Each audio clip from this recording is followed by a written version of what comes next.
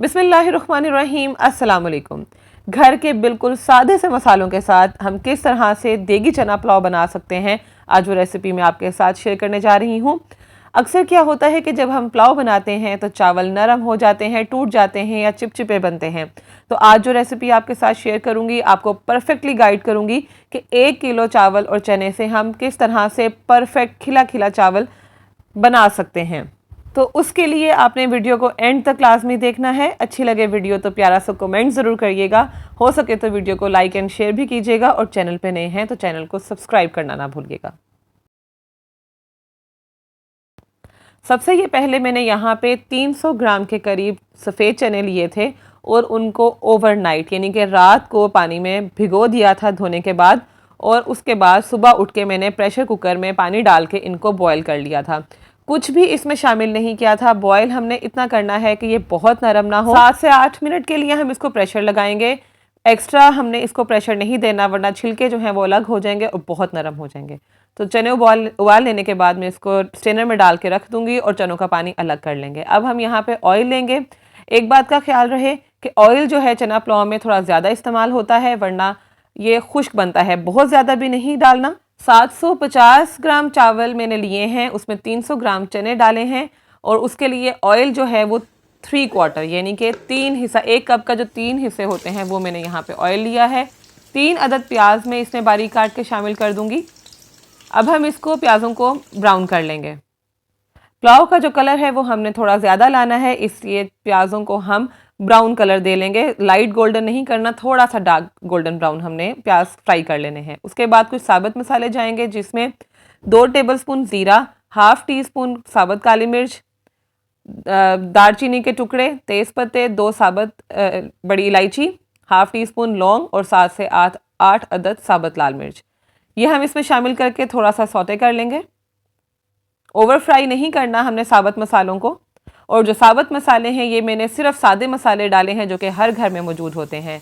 इसके बाद यहाँ पे 3 अदद मीडियम साइज़ के प्याज हम शामिल करेंगे। चॉप करके नहीं डाले, स्लाइसिस में डालना है, क्योंकि अक्सर आपने देखा है जो देगी पुलाव बनता है उसमें टमाटर जो हैं वो थोड़े थोड़े से नज़र आ रहे होते हैं। उसके बाद हम यहाँ पे शामिल कर दें अदरक और हरी मिर्चें कूट के। 3 अदद हरी मिर्चें ली हैं और अदरक का एक मीडियम साइज़ का टुकड़ा लिया है, उसको मैंने कूट लिया था।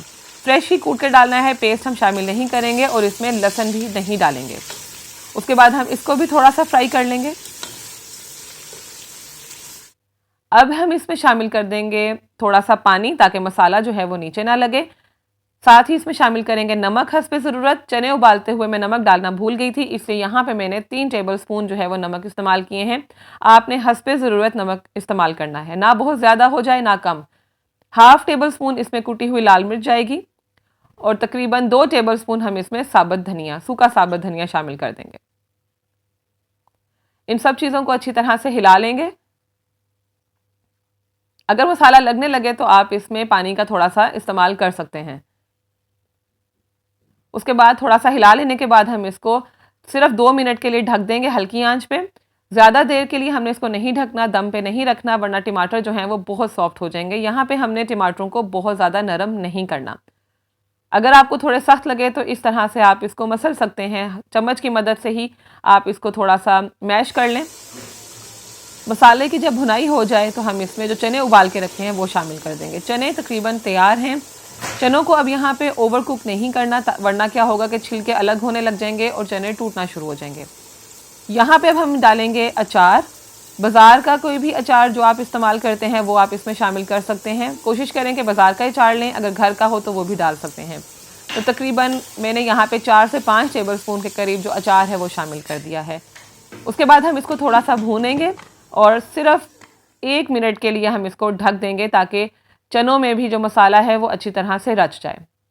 अचार डालने से जो प्रॉपर देगी स्टाइल है टेस्ट वो इसमें डेवलप हो जाएगा। कोई भी इसमें बाज़ार के पैकेट वाले इस्तेमाल नहीं करूँगी मसाले।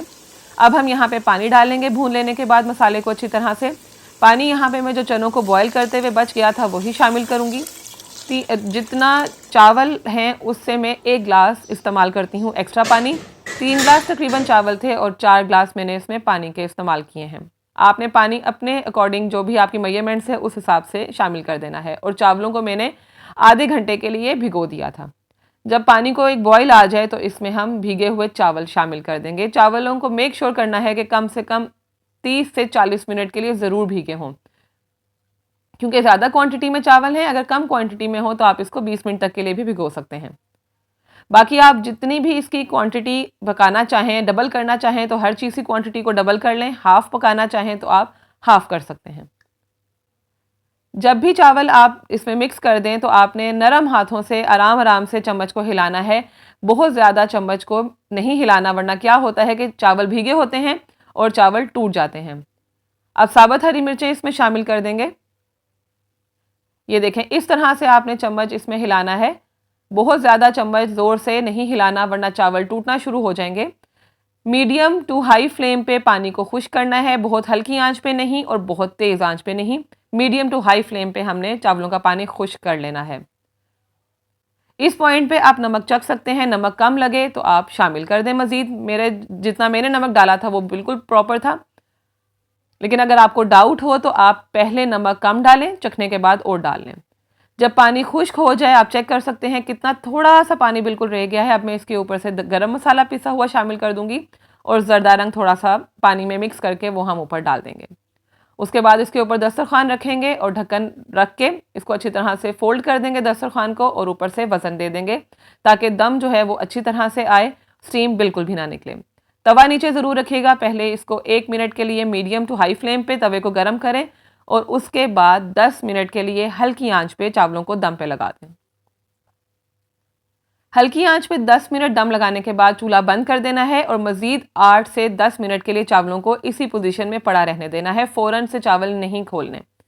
10 मिनट हल्की आंच पे और उसके बाद 10 मिनट के लिए दम देना है तवे के ऊपर ही इसी पोजीशन में। उससे क्या होगा कि दम बहुत अच्छा आएगा, चावल अच्छे से फूल जाएंगे, एक एक दाना खिला हुआ बनेगा, ना टूटेंगे चावल और ना ही चिपकेंगे। तो आप ये चेक कर सकते हैं। अब हम इसको आराम से हिला लेंगे। दम आप चेक कर सकते हैं बिल्कुल खिले खिले चावल बने हैं। एक दफ़ा हिलाने के बाद सर्विंग से पहले फिर आप इसको मज़ीद 1 मिनट के लिए ढक दीजिएगा, ताकि जो जर्दा रंग है और जो गरम मसाले की खुशबू है वो सारा अच्छी तरह से इस चावलों के साथ मिक्स हो जाए। अब हम इसको डिश आउट कर लेते हैं। बहुत मज़े का ये पुलाव बनता है। आप इस रेसिपी से ज़रूर ये पुलाव तैयार कीजिएगा। मुहर्रम उल हराम की आमद है और ज़्यादातर लोग, अक्सर क्या होता है कि जो लोग चिकन या मटन वगैरह अफोर्ड नहीं कर सकते, घर में ही वो चना पुलाव बना के नज़र न्याज करते हैं, तो उसके लिए ये रेसिपी बिल्कुल परफेक्ट है। आप इस रेसिपी से ज़रूर बनाइएगा। कोई यकीन ही नहीं करेगा कि ये पुलाव घर में बना है। बिल्कुल देगी स्टाइल चना पुलाव है। मुझे उम्मीद है कि आपको आज की रेसिपी अच्छी लगी होगी, या आप इसको चेक भी कर सकते हैं।